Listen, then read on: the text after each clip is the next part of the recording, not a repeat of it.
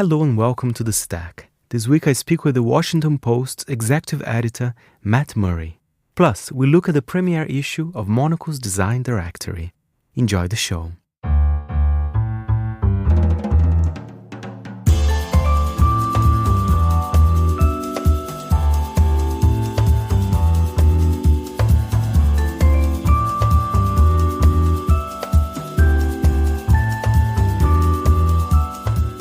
From Midori House in London, this is The Stack, 30 minutes of print industry analysis, and I am Fernando Augusto Pacheco. We start the show in Washington, D.C. to speak with Matt Murray, the man who has helmed the editorial floor of two powerful newspapers, The Wall Street Journal and now The Washington Post. Matt began overhauling the newsroom in March, including new hires such as WSJ alum Jason Anders and FT alum Peter Spiegel, among other names. To discuss journalism and what's next for the paper, here is Matt with more.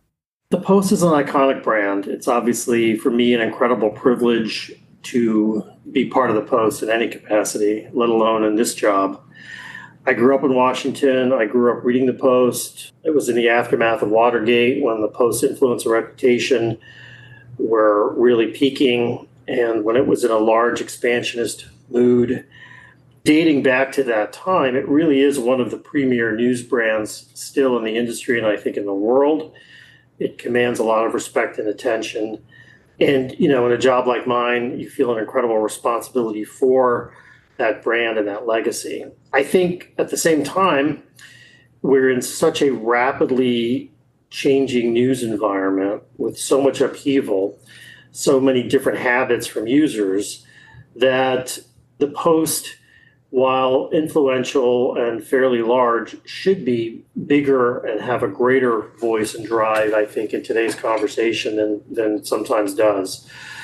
So I think that we're an iconic brand with a great legacy, a strong foundation, and great traditions, but we're also in need of rethinking a lot about how to be more relevant and have greater reach in the media world of today. I think there we're a little bit behind where we should be.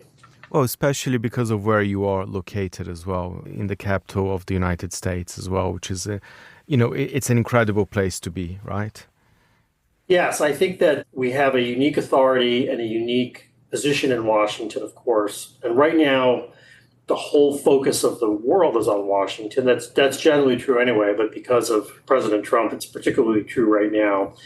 I think that gives us a real responsibility, a unique opportunity. It's very competitive. It's probably the most competitive story in the world. Washington is, crawling with journalists right now covering the story. So it also can be a bit of a competitive challenge for us. So it's absolutely important that we both really own that story, but try to stand apart as well for explaining the story in the biggest way to the world. It's such a focus of intense attention from everybody. We want to be the most authoritative voice there. That's fantastic. Matt, I want to go back perhaps a little bit earlier in the year, where at the time you said that you wanted to reinvent the Washington Post newsroom. And I would like you to tell us some of the things that actually you are reinventing and that are changing in the paper at the moment. I think there's a few things I'd say. We just talked about Washington and the importance of Washington in politics, which is very much central to our identity, always will be. I think, though, that we needed to do more to diversify our content and tell more different kinds of stories about the world, about different forms of power, about different trends, about the United States and the rest of the world. Readers are interested in politics, but they're not obsessed by it. They're looking for other kinds of stories and other ways of understanding the world and not seeing it entirely through the political lens. We're trying hard to add more coverage in more parts of the United States, think about all kinds of trends and stories to tell from across the country. Our readers need to understand that better. And a lot of the United States has actually lost a lot of journalistic coverage in the last 2 decades as the industry has cut back. So we see great opportunity to be in the heartland, writing about places across the U.S. and not just in the coasts. We wanted to do more kinds of other stories that are shaping our world, writing more about science and health and AI. We've created a whole new news department that we call Futures, which includes those areas and some others to sort of chronicle the world coming into being, the world as it's evolving. We see other opportunities. If you look at young users coming up now, and our current audience is aging a bit, rising news consumers are more diverse politically than the prior generation between Republicans, Democrats, and independents. They're optimistic generally about the state of the world, which is not surprising given their age, but sometimes, let's be honest, the cast of news could be sort of a downer. They want information and news that will help them make decisions and understand and shape the world. They want to be empowered with that information. And they're interested in different kinds of topics. Another good example would be our sports coverage historically has been about spectator sports, but people rising today are very interested in reading about participative sports and how to make their lives, how to incorporate participative sports into their lives. We don't really provide much content in that area. I think another area that I would emphasize is how they get information has really changed, right? The Post, like a lot of legacy news organizations, is fairly text story based. When I arrived in the summer last year, we were actually reasonably print focused across the newsroom on the print paper. We're really, really trying to step up our social media presence, our video presence, rethink audio. We have a lot to do on this front, but we will be working more with all of our reporters to get them to make video and just think about how to tell stories in the ways that rising consumers of news want them today. We've got to really reinvent pretty dramatically on that scale.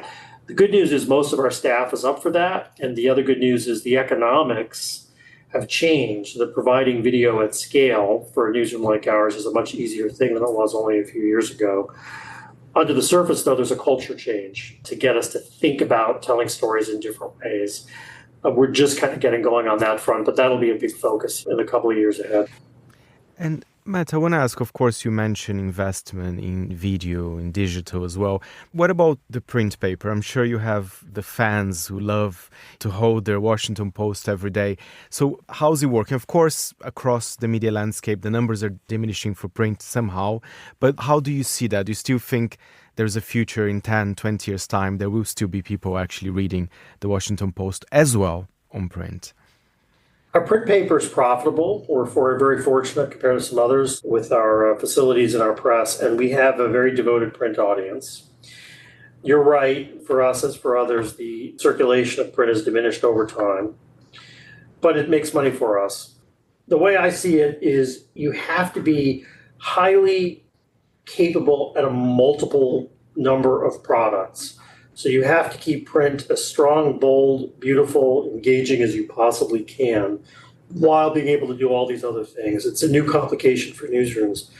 We want print to be as vibrant and lively and engaging as long as we can make it so. I think on your question of will it be around in 10 or 20 years, the Washington Post will have the capability to have a print paper in 10 or 20 years. It probably depends on the habits of our users. If people want it, I think we'll be there. If habits really change and people don't, hopefully we'll be there to meet them in video or other digital products or any way they want it. I think you've got to be built to be serving every product and making the most out of it, but be agile for where customers are going. And we're all living in a state right now in our lives where our news habits are in a great deal of flux. We're all trying to figure out how to process and absorb the torrent of information coming our way. And that's before AI has really upended the world as it's likely to do in the next few years. So our goal ultimately with print or anything else is to be leading edge on the product and be nimble as we see where people are going with it. And if they want us in print forever, I think we'll be able to be in print forever. I hope you stay in print forever as well. And before you were talking a little bit about optimism, especially among the younger generation. I mean, are you an optimist person about the world, Matt? Because of course I ask you as a journalist, because it's tough. I mean, it's not just in the US. I think it's been very difficult being a journalist today. How do you see that in 2025? I think I'm up and down sometimes personally. Sometimes I'm optimistic and sometimes I'm pessimistic. I've never been able to figure out if I'm in one camp or the other. I think one of the habits I've tried to cultivate over my career and in myself, and I think one of the habits that's important, particularly for an editor, is to try to develop the capability to step back and think about things in the big picture and beyond the immediate moment, the immediate crisis.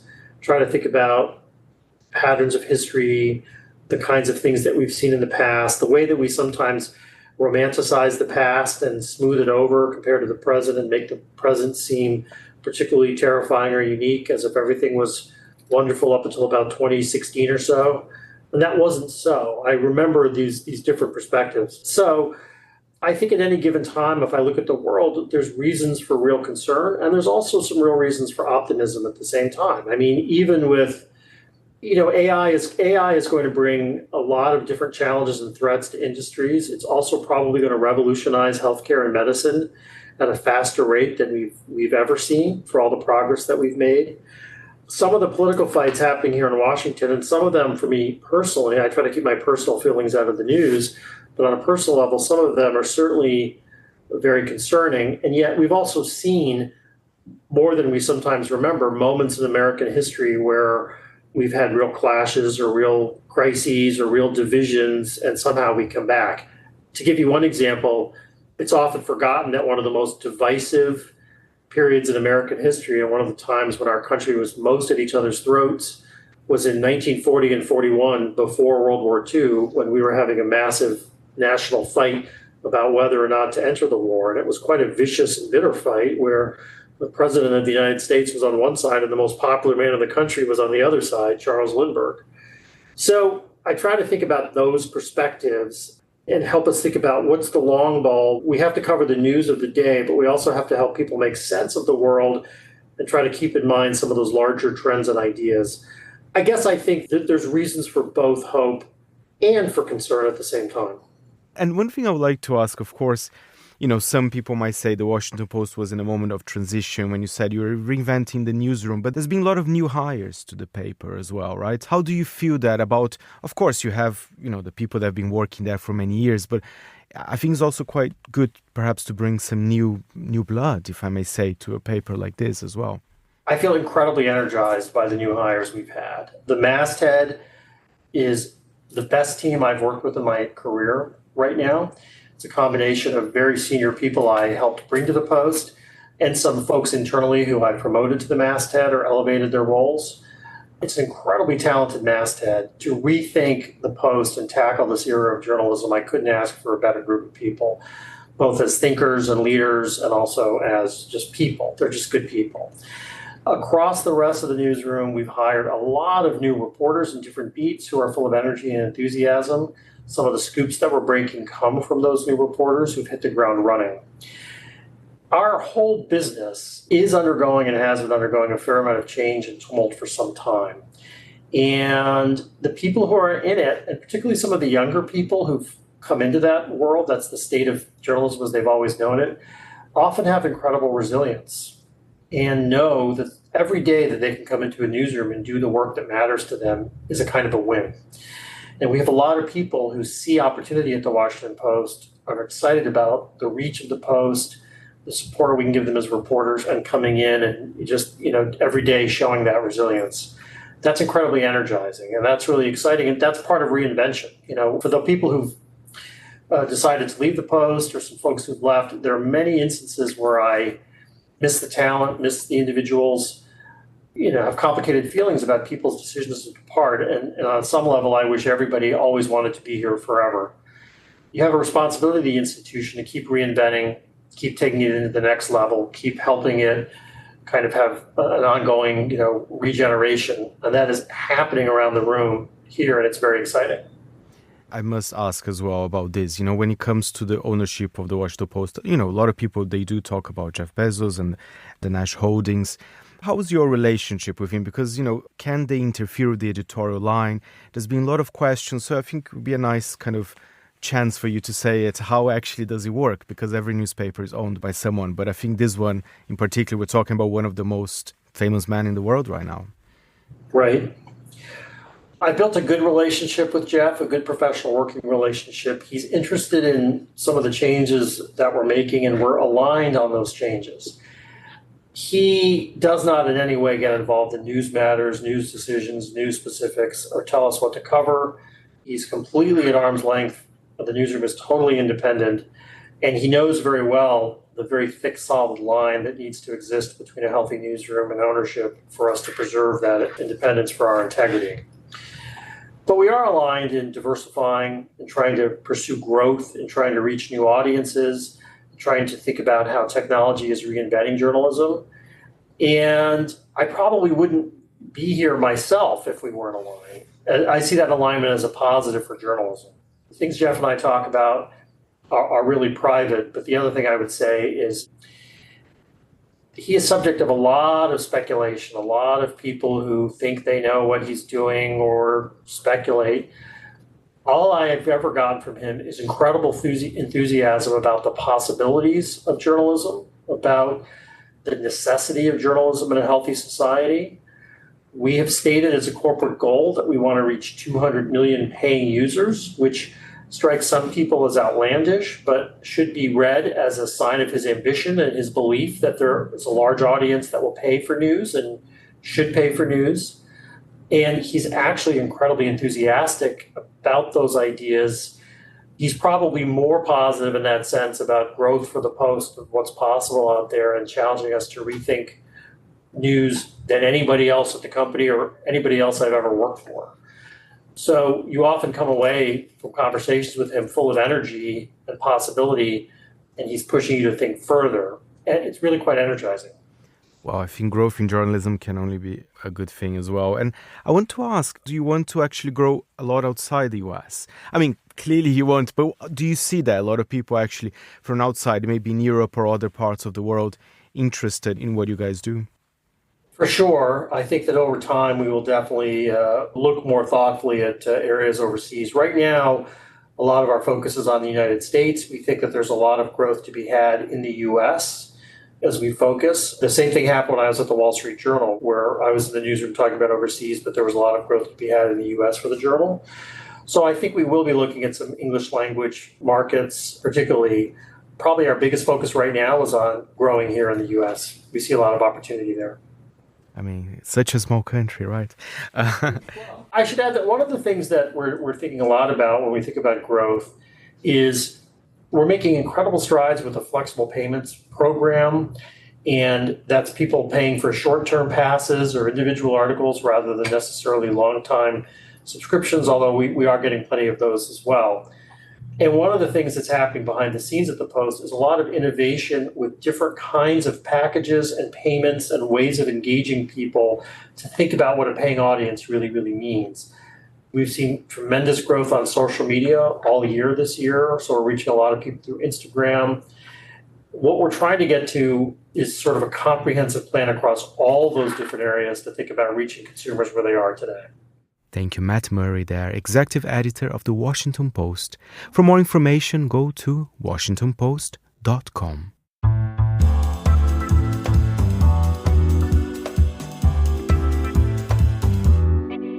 And now to some exciting news. Monocle has just released its very first publication dedicated to design.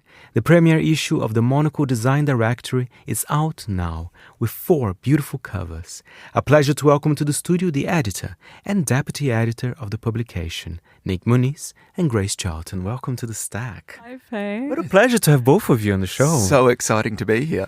And it is very exciting indeed, the Monocle Design Directory. I think I was talking to you about this, Nick, that finally, I've been waiting for it. It is. It's kind of crazy. So this is our first ever dedicated design publication. This is a Monocle magazine that is only design.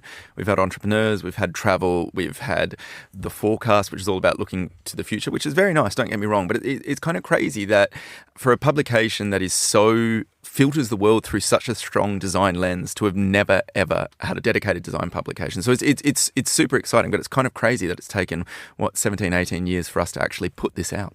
And I guess, Grace, you had to do something special about it. Of course, it feels very Monocle. I'm touching one of the 4 covers here, but there are some interesting things, some new things that I haven't seen in a Monocle publication. Ooh, the covers are a bit different. Yeah, they're full bleed, which means that it's the full picture is shown from the top to the bottom. It's a very glossy publication, which I think suits the design. We've got really beautiful still life shoots in there. We've asked the design team to maybe let stories breathe a little bit more and showcase the photos. I mean, you can talk about design, but there's nothing like looking at it. Yeah, Nick is holding up a beautiful image from a university in Morocco, in Rabat. Just trying to be of assistance, visual cues here in the beautiful. studio. It is really beautiful. But again, it's taking up a full spread and just like a small little hit of copy. So we've kind of got that. We're kind of balancing. All the features have, amazing. Again, Grace was talking about a full bleed cover, but there's lots of full bleed photos within the actual magazine itself, which I think also kind of really pulls you into the story in a way that maybe we typically don't. If you look at the standard Monocle magazine from month to month, it tends to be punchy. It's a lot of briefings. It's a lot busy. of busy and getting the stories out. But our art team basically redesigned the look and feel of what Monocle could be, making it a little bit bigger, a little bit brighter, a little bit more exciting, and then the stories themselves are also a little bit longer and really hopefully kind of pull you in. But I mean that was largely driven by you, Grace. Yeah, a lot of sort of coaxing our creative director Richard Spencer Powell into, but he was really sweet. At one point he turned around and he said, "I feel like I'm back at university again," because it was like the challenge of something new. But I want to hear your sort of initial reactions, Faye, as the magazine's expert. Pleasure. That was my first reaction. Pure pleasure. Oh, I thought you meant it was a pleasure to be asked. I have been waiting this whole time to give my opinion. No, the first thing that came was pleasure. As you said, it's glossy. I was surprised. I was thinking, is it going to be very austere? No, it's not.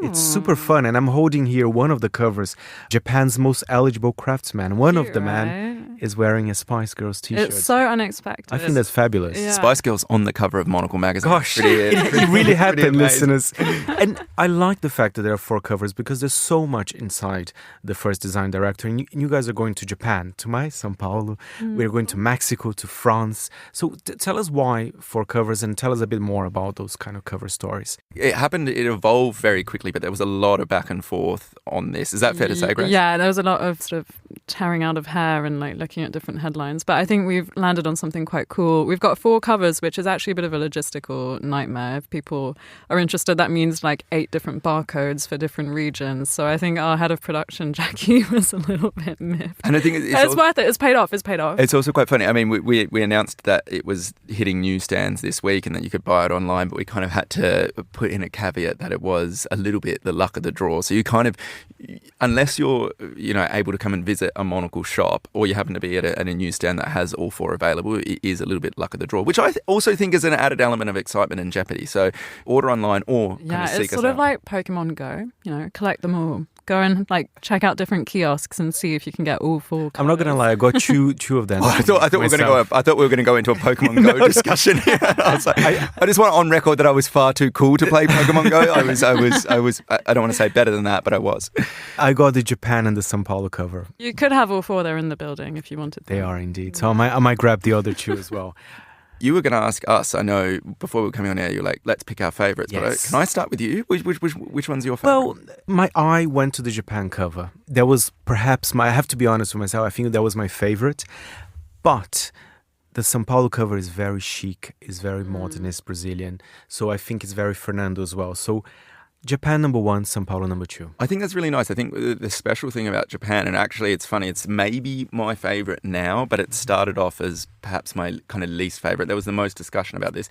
I mean, very rarely have we kind of had cover stars, as it were. These are the 3 Japanese men, 3 craftsmen. And the Spice Girls. And the Spice Girls. But the Spice Girls, it's like layer on layer on layer. It's like, when you're looking in a mirror and then there's another mirror reflected back, that's kind of our equivalent of the Spice Girls here. But 3 blokes that work for an amazing joinery and bespoke furniture company called Tank. The headline is Japan's most eligible craftsman. Again, we're kind of not sure if they're single, but that I feel like adds a little bit of spice, a little bit of excitement to it. I think it's an there we go, Spice Girls full circle. So I think there's a little bit of fun little wordplay, and again, the first time we've had 3 people as this singular only image on the magazine at full bleed. I mean, I think the first issue of the magazine did have Monocle issue 1 was a Japanese It wasn't bloke. full bleed, but anyway, we don't need to get into it. But sometimes we do have one person on there. Well, okay, yes, actually that's true. Now I think back to actually September last year. Yeah. Well, never mind. Don't edit this out, but I do stand by the fact that this is the first time we've had full bleed. Yeah, maybe that's the point. Maybe that's the point. Full bleed is the word, let's be honest here. Grace, favourite? Ooh, I really like the Mexican architecture one because it's sort of like an open door and it invites you into someone's living room. And I like the change of pace. It's a bit soothing. And then I also really like the French-made one, the Parisian cover, which is a bit more stark, perhaps austere, with a beautiful shelf. Mexican one, very cozy, very good for the season, for wintry. And the French one really caught my eye, the white as well. Yeah, exactly. Used. I like that cold tone white, Yeah. It feels a bit Y2K. There's something for everyone. For sure. But guys, I gotta be honest, a part of the director that I really love actually is the directory itself. At the end, I think it's very, very useful, because, let's be honest, I think the Monocle reader, especially if you're interested in design, and they travel a lot and they want to know what's the best design-related place to see in Cairo, in Lagos, in Mumbai, in Wellington. I mean, it's a great directory. Oh my gosh, thank you. That's so sweet. Were you responsible for it, Grace? A little bit of it was a real joint effort. I think it was sort of my idea and then Nick really executed it. And I don't know why I did that, to be honest. It's one of those ones, so Grace was like, how amazing would it be? And it's on this, just like Yellow Pages style. Yeah, a bit rougher. Yellow Page style, yeah. And the whole idea was that we make a design Yellow Pages. So we went to 63, 64 countries, super, I guess, important design markets, but on every continent, as you said, it's London to Lagos to Lisbon, kind of making sure we're really in all the markets that we like to report on, and maybe some unexpected ones as well. I mean, there's Dakar in there. There's where else is surprising? There's other surprising places in there. Shout out to Isabel Duprat in Sao Paulo. Sao Paulo, less surprising, and Wellington, perhaps. Wellington, yeah, exactly. I mean, typically Design Focus ends up being on Auckland in New Zealand just by virtue of the population. So we were kind of trying to go to all these different places, and I essentially kind of combed through Monocle's existing address book, and then kind of some notes that the design team had taken as we were on the road. And it's like, this person could be cool to work with, this person could be cool to work with. And the whole idea is that, as you said, these are not only places to go, but people to commission, people to work with. I actually think our next issue could just be Yellow Pages. I think that could be our whole thing because we have so many people that we've covered in the magazine over the past, however many years, 10, 20 almost, that if we all gather in one spot, I think it could be... But then I don't want to force Nick to spend another evening. You've already here first. I wish I could say it was an evening. Yeah. It's crazy. It's 16 pages of only copy, and I really genuinely thought I could do it in an afternoon. But we were in the office until 11 p.m. finishing this up. Yeah, but we're very happy with the result, I think. Thank you, Nick and Grace. Monocle's Design Directory is out now. Pick your favorite cover from the 4. You can buy copies on monocle.com, and it's out in the best newsstands worldwide. And that's it for this week's show. My thanks to our editors, Jack Dewars, David Stevens, and Mariella Bevan. If you have any comments or queries, feel free to write to me, Fernando, at fp@monocle.com. And remember, we're back next Saturday at 10 a.m. London time.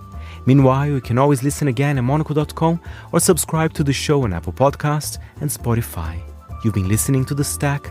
I'm Fernando Augusto Pacheco. Until next time, it's goodbye from me.